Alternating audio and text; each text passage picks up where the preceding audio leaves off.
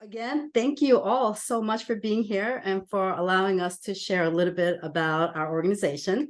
And I'd like to again welcome our talented and dedicated Northampton, Massachusetts, Jackson Street Elementary School teacher, Miss Maggie LaRoche. She participated in our workshop just last spring of 2022. And I'm really looking forward to our discussion with her following this presentation. So let's begin. Okay, here we go.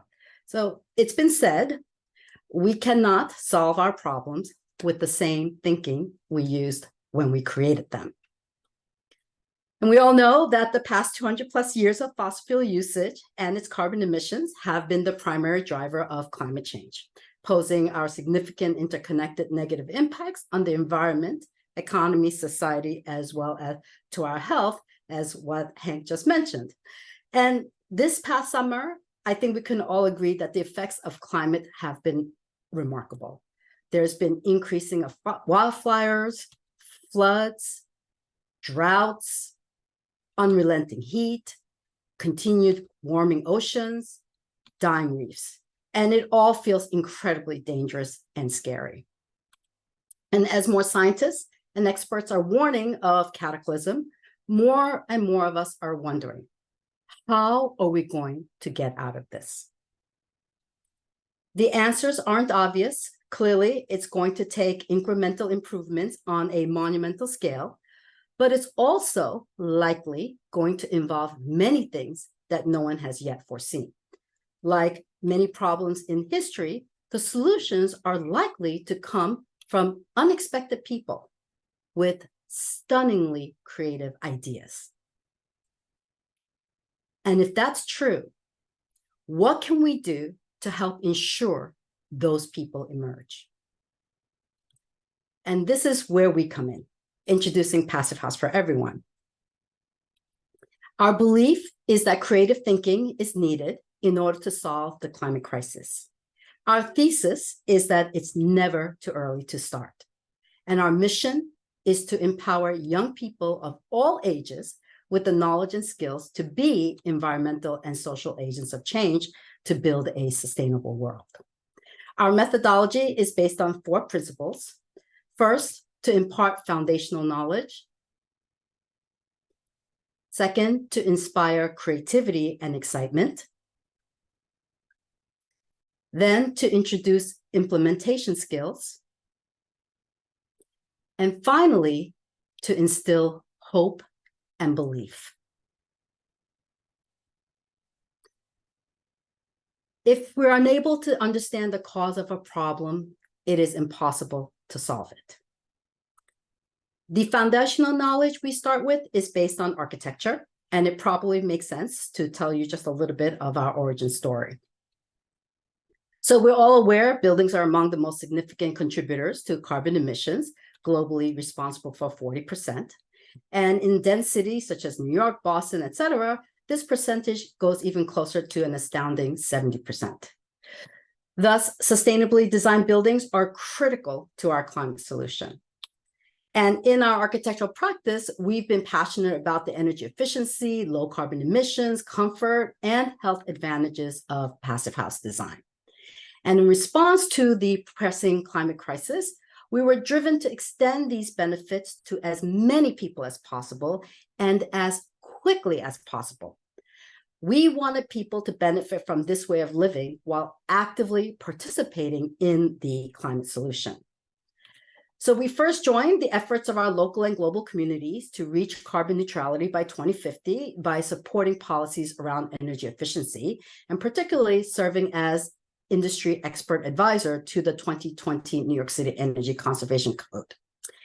Now, in doing this, we very quickly realized that in order to know how to comply to support the new laws and policies, that we needed to increase awareness and knowledge for everyone, and responded to this ever-growing urgency to spread passive house knowledge by presenting in conferences, giving lectures locally and globally, training industry professionals through various local New York City organizations, along with giving educational tours of our passive house projects throughout New York City. And even with all this, the scale of impact felt still too narrow in helping to more actively address our interconnected environmental health and social crises. Our reach remained within our general industry, which was a critical first step. And yet we were compelled to extend it even farther beyond our industry. We wanted everyone to have household knowledge of passive house, building sustainability the way that they have about recycling. So quickly, we realized that this meant focusing on young people. And so we saw that we could greatly extend our reach in fostering environmental and social resiliency by educating youths who could share their knowledge and experience with other generations and peers, such as their parents, grandparents, siblings, cousins, and more. As the inheritor of the climate crisis, the youth of our world are passionate about helping to mitigate the interconnected negative environmental, social, and health impacts caused by climate change. But they need to know how. So we first reached out to New York City Public Schools and began teaching Passive House concepts to students live in classrooms, as well as remotely during the early 2020 pandemic shutdown. And we taught these principles in fun, collaborative, and creative ways that we thought would spark their interest in the hopes that what would be the most personal and meaningful to them would also stand the best chance of becoming a continuing part of their understanding, right? And basis for their own future actions. So we always start with our first principle of imparting foundational knowledge. We teach Passive House principles even with the very young. And here I'll show you a kindergartner through drawings. My name is Sabrina Cammons. I go to PS10 and I'm 5 years old. My post is about high performance windows. Did you know that in the summer it keeps you cool and in the winter it keeps you hot? And it has 3 layers. And it stops the thermal bridge. Thank you. Okay. And then here's an example with the second grader through model making. Here's my Lego model of a no thermal bridge.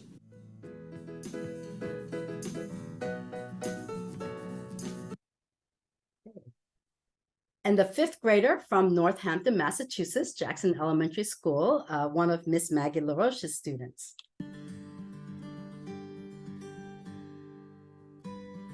Hi, my name is Tess. I'm in 5th grade at Jackson Street School. I showed insulation by putting styrofoam into the wall. Insulation keeps us warm in the winter and cool in the summer. We can use less energy and money to stay warm or cold. We can help save the world by doing this. Now I will talk about air sealing. Air sealing seals warm or cold air from exiting or entering the building. I will show this now.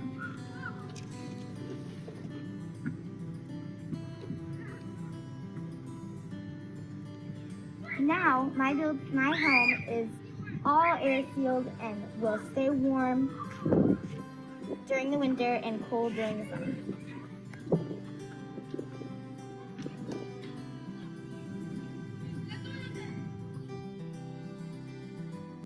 So beautiful. I love that. Problems are nothing but wake-up calls for creativity. Our second principle is to inspire creativity and excitement. So after the students have learned the Passive House principles, we want them to internalize them. And so we encourage exploration of Passive House principles by thinking creatively about the forms of communication that each student personally finds most exciting. And so in addition to the wonderful examples that you just saw, here is a further interpretive exploration. And for the very young, it might be a physical performance. Passive House is high performance windows. Level up. 3 layers of glass. 5, 4, 3, 2, 1. Level up, level up, level up, level up, level up, level up, level up, level up, level up, level up. Oh, this song is so yummy. Oh, this song is so yummy. Okay. And then for a high school student whose passion is to be a hip hop rapper, it could be a vocal performance. What's up? My name is Jahai. I'm a senior at Boys and Girls High School, and I explored the principle of air sealing for the passive house.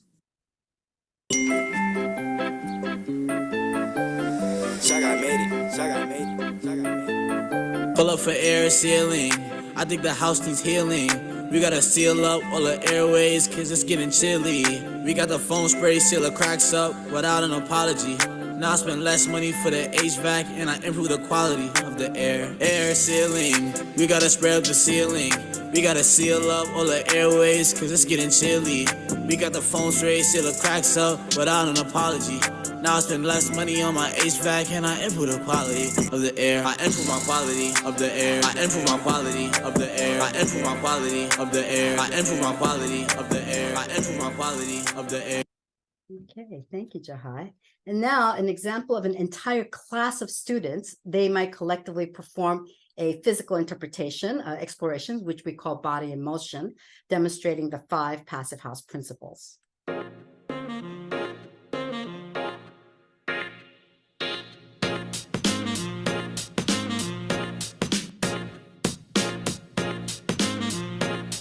This is air sealing, floating molecule, air molecule of the student trapped in the airtight building envelope.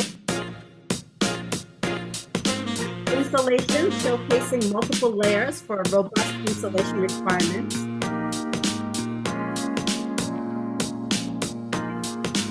High performance windows and doors shows a person indoors on the left and outdoors on the right with multiple window panes, increasing the comfort.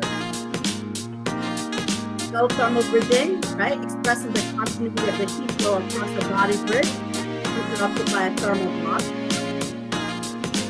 And ventilation with heat recovery, providing fresh filtered air supply, with heat recovery represented by the red ball from the exhaust air, preheating the incoming cold air. Okay.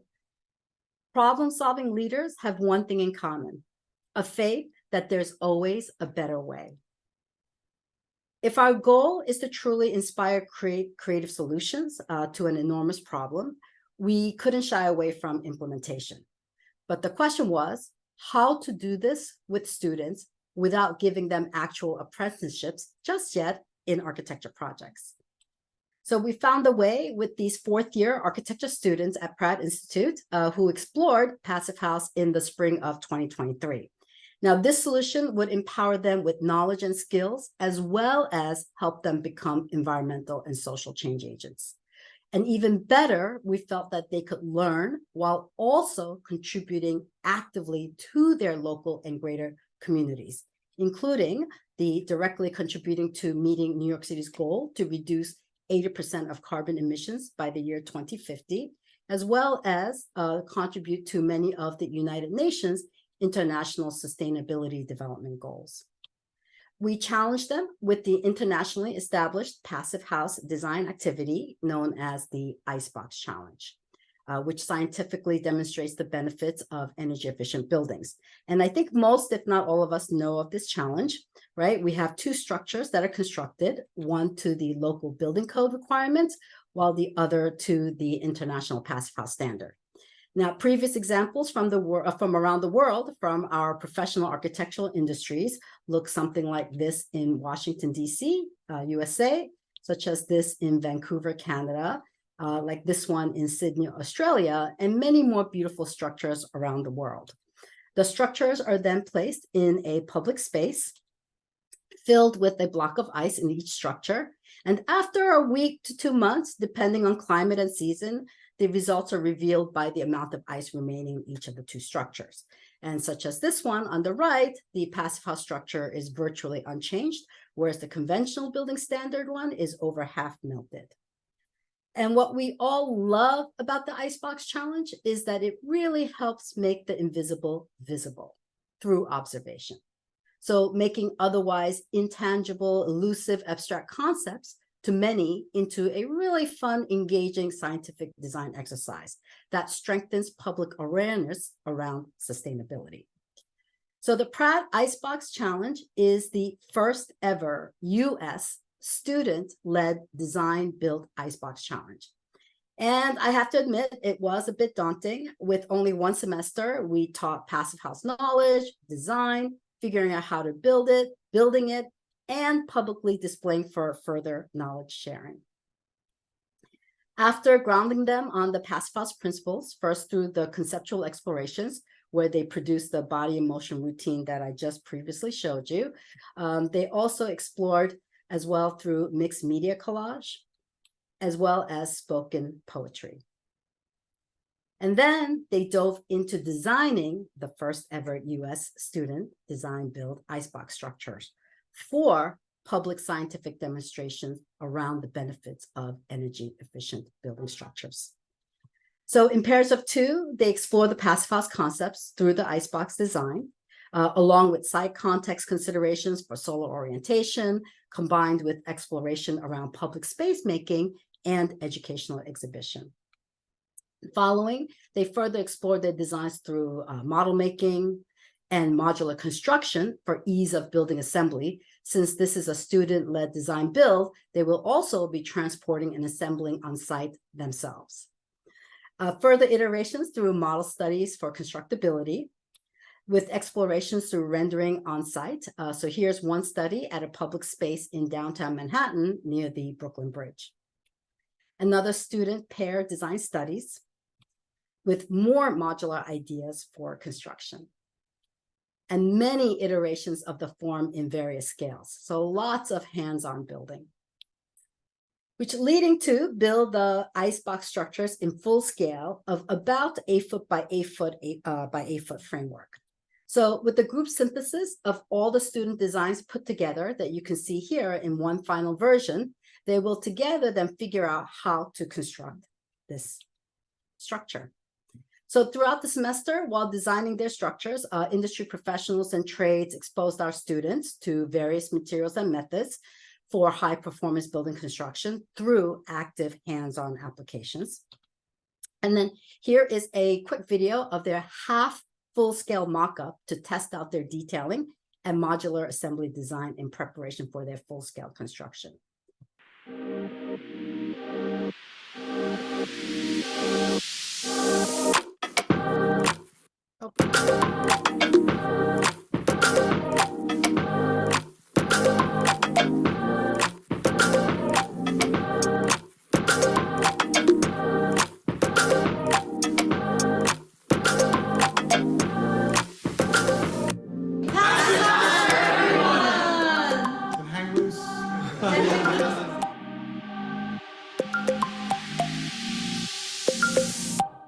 Great. Thanks, Lisa. All right, so with the lessons learned from their half full-scale mock-up that you just saw, they refined their details and began their full-scale final construction in the studio. And then once all the modules were constructed in the studio off-site, they transported to the final site location on campus for assembly, with exterior insulation for site install, as well as bringing along the final facade rain screen cladding. And then they began air sealing the floor-based modules together, placing the modular walls, and after installing exterior insulation and moving on to the final rain screen cladding, and then prepping for roof install. So here I'm just going to send you share with you my last video. It's a time lapse of the module construction assembly on site.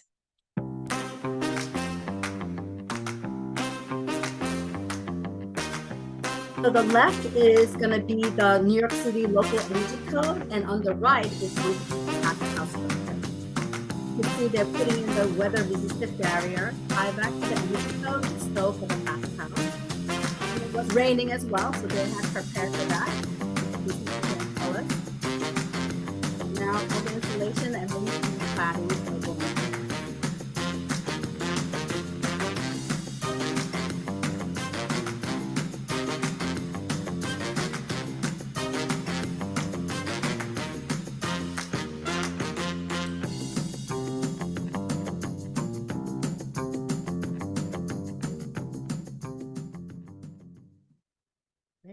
So with the structure completed, 1,144 pounds of ice blocks were placed in each structure, and the structure set outdoors for 1 week before the grand reveal. Inside of every problem lies an opportunity. So our fourth principle, to instill hope and belief, often comes out of the other three. When young people see a problem, internalize it, develop creative ways to solve it, and then execute, belief emerges. And out of belief in themselves comes hope for the future. So here's how that belief emerged for our Pratt students. During the 1 week, our students participated in community outreach education, helping to really bring greater awareness for sustainability building practice to the greater community. Local public elementary classes came on field trips to learn about the Icebox Challenge.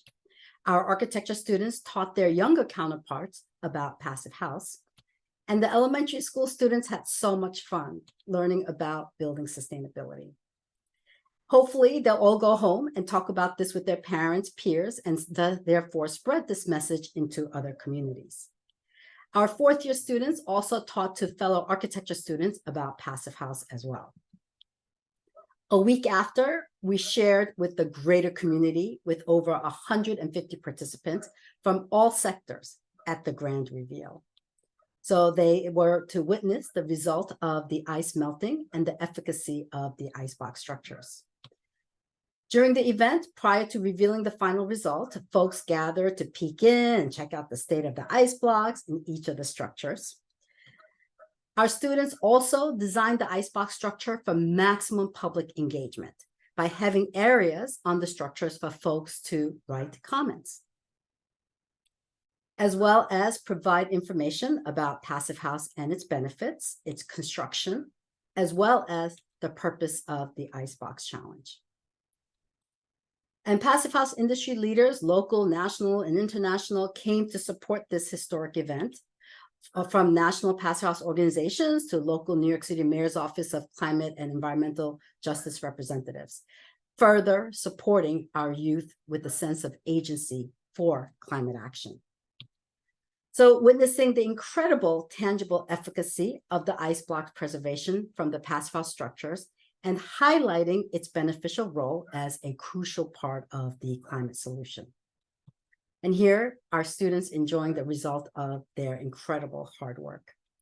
So these architecture students are definitely well prepared to be environmental and social agents of change and are ready to be active leaders in participating in the green economy. And we had the support from industry sponsors without whom this endeavor could not have been fully realized. And it really takes a community to make this kind of impact. So this is what Passive House for Everyone has done in just a few schools with a variety of school children, but we need to do more. Our next steps are selecting educators, training them, working with schools, and rolling it out on a larger scale. It's that simple. And the social benefit is amazing, right? Our support fosters the growth of hopeful, creative, and innovative young leaders shaping resilient communities. So Passive House for Everyone has been a remarkable success so far. Our students learn. Our students are excited. Our students think creatively. Our students build. And when they are finished, they are filled with wonder, self-confidence, self-belief, and hope that big problems can be solved. And if we can keep doing this, one of them just might do it. Thank you very much. And I'm going to stop sharing. That was a wonderful presentation. Thank you so much. Oh, thank you. I'm incredibly impressed with what all those students did. And just in the range that you were able to, I mean, various different ages, you know, in settings that you had there. I didn't realize your program was so vast in that sense. You were going from architectural students down to elementary school students. It was incredible to see that. Yeah, And so- it really, you know, the thing is, I think one of the key is, especially working K through 12, is working with truly talented teachers like Miss Maggie LaRoche. It's a real collaboration. We don't do this in isolation.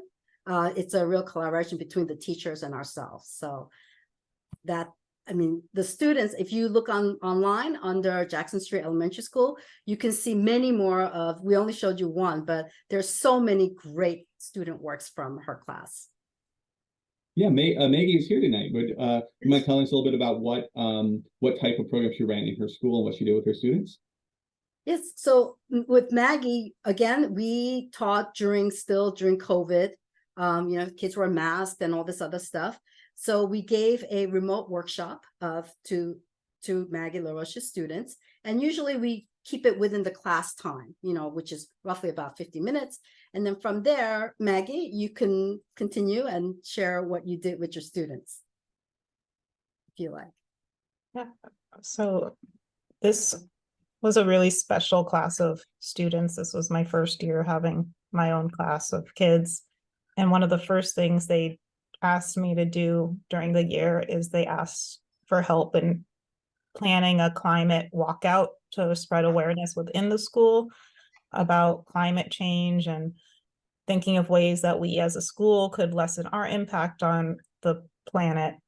And so they came ready to roll and really eager to make an impact, especially when it came to climate justice. So a colleague of mine had heard of the Passive House program and suggested that we host a workshop, a virtual workshop. And we did it the week of MCAS, the state mandated testing. And I was a little concerned that kids would be off focus and just worn out by it, but they came alive during the presentation. They were leaning in. They were one of the most engaged moments I've seen them. They participated in call and response. Every single one of those kids were so involved and so interested in the 5 principles of passive housing. Yeah, I can definitely attest to that. I was saying earlier how the questions that her students asked were truly brilliant. I mean, we were so impressed. The level of engagement, and this was even remote. So you can imagine how difficult that was, but that was not an issue when it came to Miss LaRoche's students. I mean, it was really fun. I had a great time with them, and they came up with brilliant projects. The day after the presentation, like not even the day after, like right after you finished presenting, they were like, can we have time to like start planning our projects? When can we start planning our projects? And one of the things that the kids decided was that this project should be as sustainable as possible. So like they brought in things from home, they brought in old cardboard boxes, old presentation boards. One student went rifling in the dumpster behind her apartment complex to come up with supplies for her diorama. And the next day too, I got emails from parents saying like, we heard about all the passive housing over dinner, and we had our own little mini lesson in the car going home. And so it Right. definitely spread. I love that. I didn't know about that, but that was our intention, right? Why youth? You know, we say it's for everyone, but we feel like, you know, the youth are the perfect channel through which we can influence more people. You know, they talk about the parents, friends, cousins, grandparents. So thank you for sharing that with us, Maggie. I really appreciate hearing it. And my classroom became like a workshop for the next couple weeks after the presentation, with kids would just like, were working on their poems, they were working on their dioramas, they were working on their like blueprints, and students were working alone and in pairs. But even those working alone, they would like come together and like, oh, how are you showing this? Oh, I like how you did this. So there was like conversation, there was collaboration, kids were uplifting each other. It was, someone said joyous earlier, and there was so much joy and enthusiasm and just support in that room in the afternoons. And the plan was to have a tech integration specialists come and film everybody, but the kids were like, can we film each other? Like, we want to support each other. And like, that became like a whole nother component of the project, which was just so fun to watch. Yeah. And like other teachers would come into my room and they would be like, what is going on here? And so I would like tell them, and they, most of them had never heard of passive housing. So word spread that way too. Mhm. And it was just one of the best experiences, I think, for our classroom. We couldn't go on field trips that year because of COVID. And so having come in virtually was just so great and so excellent. And the kids were thrilled about it.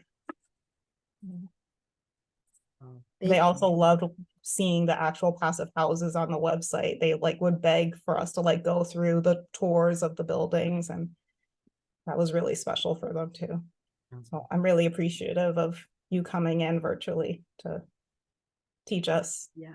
Well, and thank you for bringing us into your classroom, that you were open-minded to explore something that you've never heard of. So that's, again, like I said, it's always a collaboration between the dedicated teachers, you know, who have the vision to embrace something like this, to want to share it with your students. So it's definitely a big collaborative effort. And to your comment about, you know, the students, it's no matter what grade that we teach, whether it's elementary school or high school, or even Pratt at, you know, an architecture school where students are building all the time. During this process of when the students were constructing, I mean, it literally, the message just spread everywhere, the entire school. They all was hearing of the passive house. The students were building, lugging, you know, 4x8s, 2x4s, 2x6 lumbers up 3 flights of stairs. And, you know, it was just this huge, amazing momentum that took place to, you know, work on passive house projects. And it really just kind of enlivened the entire studio, not just our studio, but all the other studios and fellow classmates and fellow teachers. And it was just, you know, the entire faculty of Pratt was involved and heard about it. And so it really does spread out just by even one teacher and a set of students such as yourself doing it, that it just kind of influences around you and it creates this ripple effect. And that's really fun to hear. Thank you so much for sharing the story, Megan, what the students went through. I mean, it sounds incredible. We already have a couple of different questions in the chat room from teachers and educators and from parents of how do they get their students involved in this. So maybe this is a question for you in, but like how would folks reach out to you? How do we get this running in other schools? And if we have teachers or parents who are interested, what's the steps for them to take? Thank you for that question. It's really straightforward.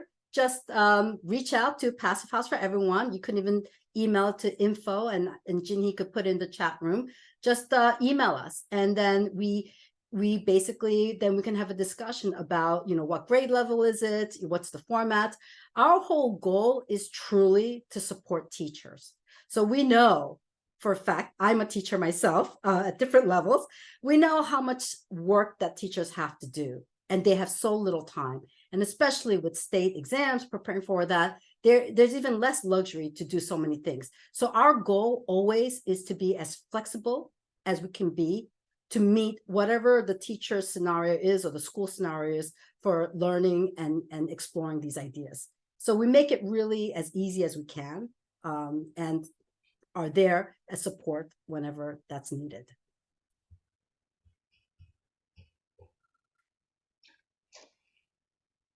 Great. I'm going to open it up to questions if anyone out there has any for Maggie.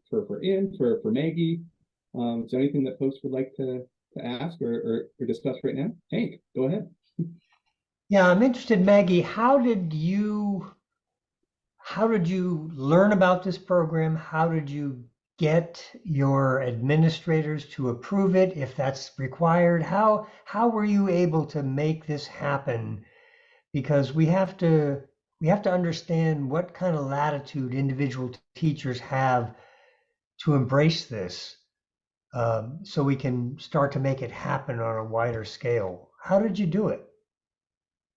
So my colleague, had heard from a friend of his about the Passive House for Everyone program. And he's the one who connected me with Passive House. And after that, we like exchanged a few emails to set up a good time. My principal, because it was a virtual visit, my principal didn't need to be involved. And so I was just able to schedule it and we made it happen. Yeah, So and the colleague that you're talking about is a friend of somebody who was from our organization, and we literally just did a outreach to everyone we knew in Massachusetts. Often we want to, we are stationed in New York City, but our plan is to have this be national as well as international. So, we also like to align it with the Passive House Network, the conferences. And last year it was in Boston.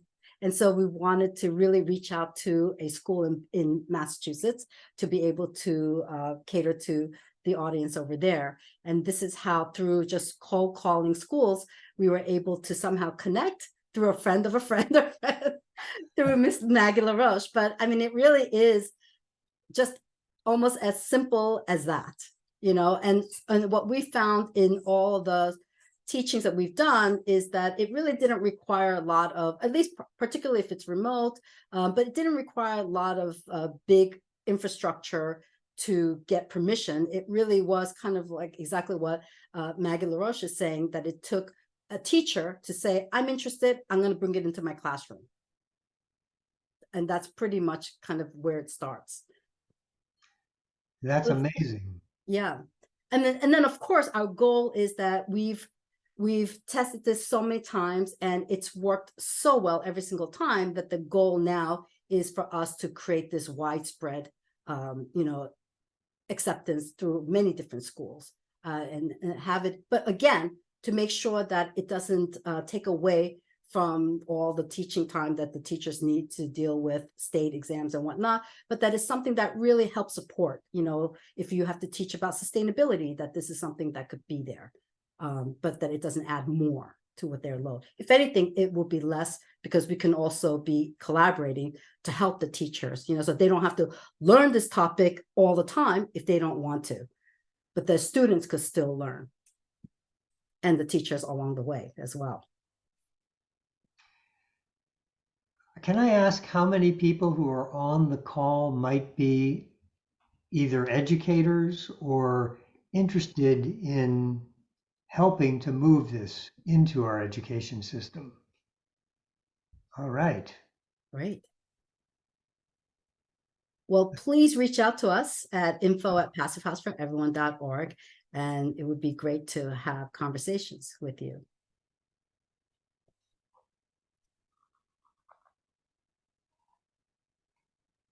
Can you tell us what you're doing in New York State or New York City? First of all, have you only done your programs in the city? Currently, yes.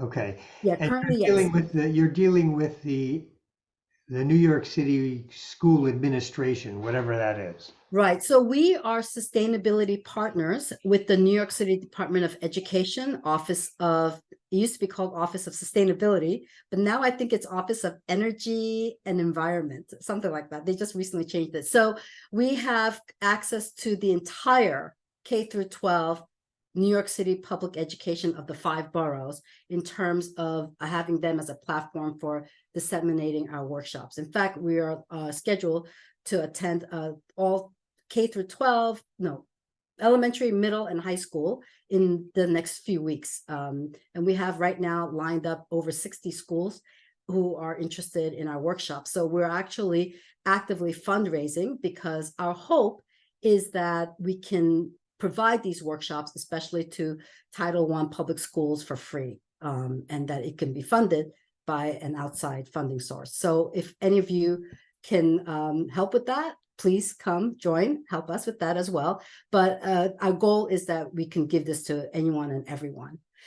While we're doing that, our organization is, because we really believe in kind of addressing Passive House approach in so many different angles, because it really needs to come from a 360-degree strategy. One of them being policy, there's the entire grid infrastructure. I mean, it really needs more than just Passive House, right?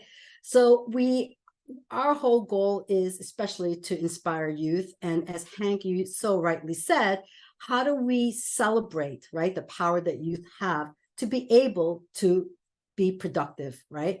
To work with climate resiliency solutions that are creative, innovative, and which is why we push the creativity. And we call this transformative education, right? An education that's not just some static repository of knowledge, but rather learning through doing, through being active participants and being very engaged. And in doing so, we've also are involved in several other branches of initiatives.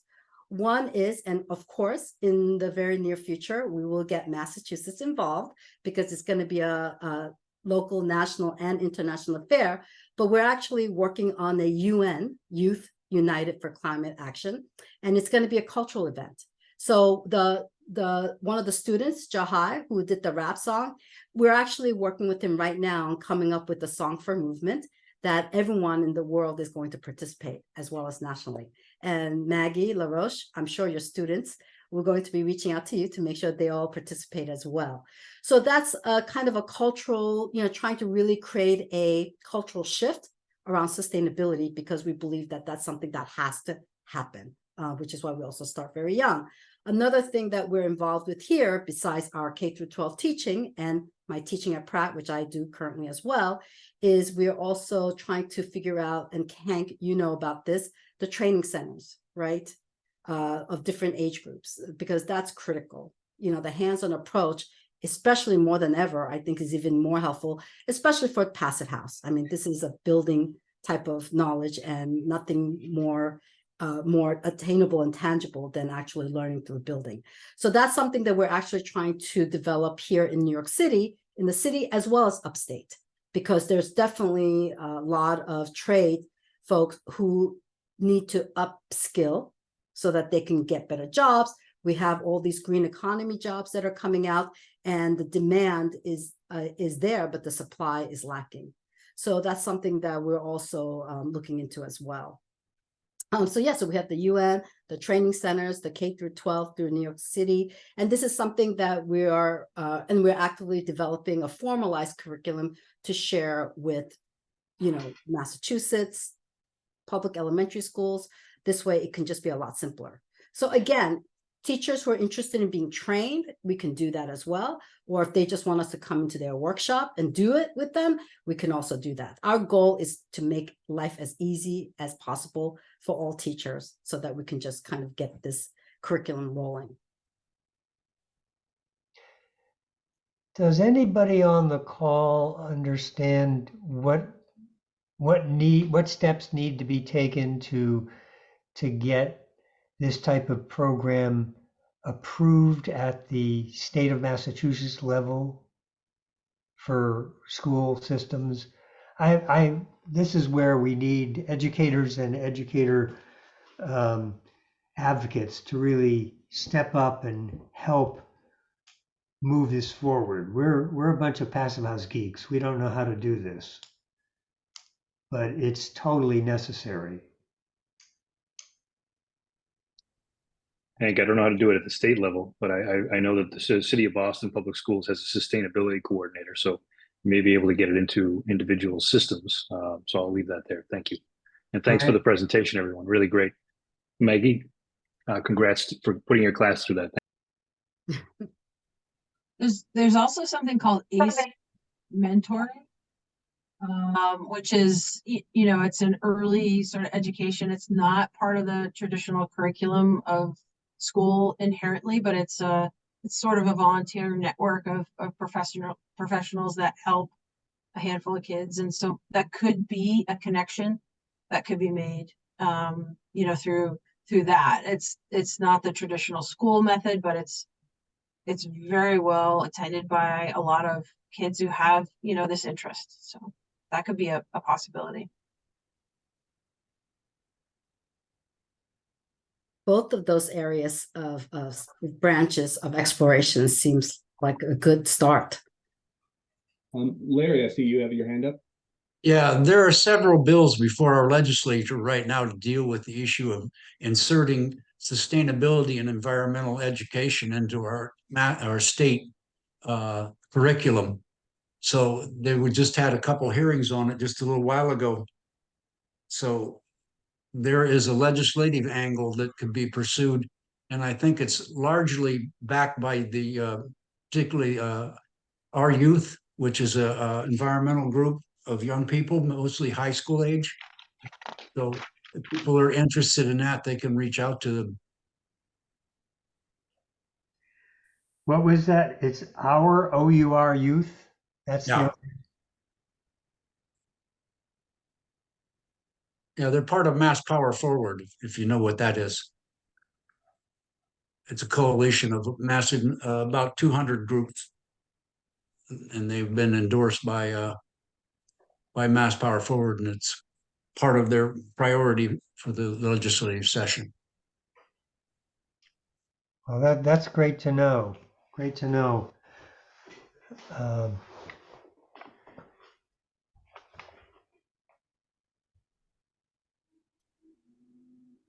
Just, yeah. So these are great resources for us to start, because I agree with these sentiments. This is something we need to, I think, figure out how we can help facilitate to get this in more places here in Massachusetts. Oh, we do have somebody else. Jen, you have your hand up? Oh, maybe not. Okay. Hi, I've been listening, and my daughter has been listening too.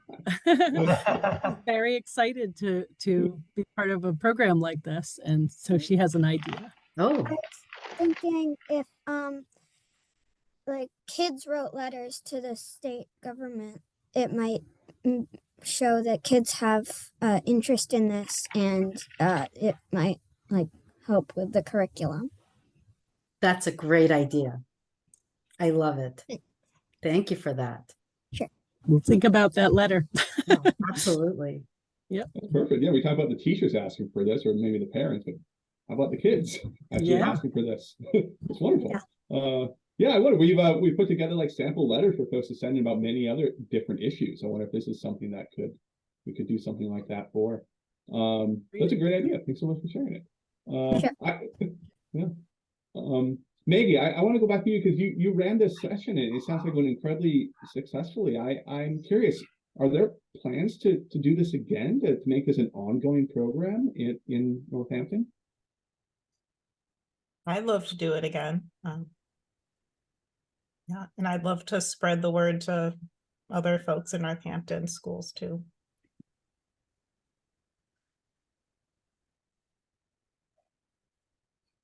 Yeah, I think that's honestly the most effective way is just word of mouth. I mean, of course, it would be great to do it legislatively, but at the moment, just even the spreading of word of mouth is such a huge, it's a huge impact on moving things forward. So thank you, Maggie. Yeah, that's why this session is being recorded, and we will do what we can to promote it so that more and more people can take it in and hopefully make the contacts needed to get involved. Great. Well, thank you for that. We really appreciate it. Well, thank you again for this session. This was incredible. I loved hearing these stories. And Maggie, thank you so much for telling the story from your school and seeing the videos that you showed from other schools. Everything that you're doing, I mean, I think you're making these students, whatever age they are, excited about this, which is an incredible thing. I mean, I think back to, remember when I learned in elementary school. It's hard to remember everything, but I remember doing some things hands-on, whether it was building a volcano with clay or building a bridge with popsicle sticks. Those things stick out. And hearing these children building, little models of passive house homes, or describing how a window keeps people warm on the inside. These are things they're going to remember years and years down the road. So this is a just incredible program, and I'm thrilled that folks on this call are interested in bringing this into more schools up here in Massachusetts. Thank you for your time. Thank you for being here. I really appreciate it. Yeah, thank you so much, everyone. We really appreciate the time to hear about our organization, and we very much are excited to see where this is going to go. And I'm sure it's going to go somewhere. But in the meantime, we're really working with students, children, young people. It really lights up our days. So it's a mutually beneficial thing. You know, they give us hope, we give back. So thank you so much, everyone. It's great. Thank you. Thank you, everyone. Take care out there. Thank Have you. a good Thank you, night. Ms. LaRoche. Thank you for Thank coming. you. Really appreciate it. Good to see you. Bye, everyone. Have a good evening.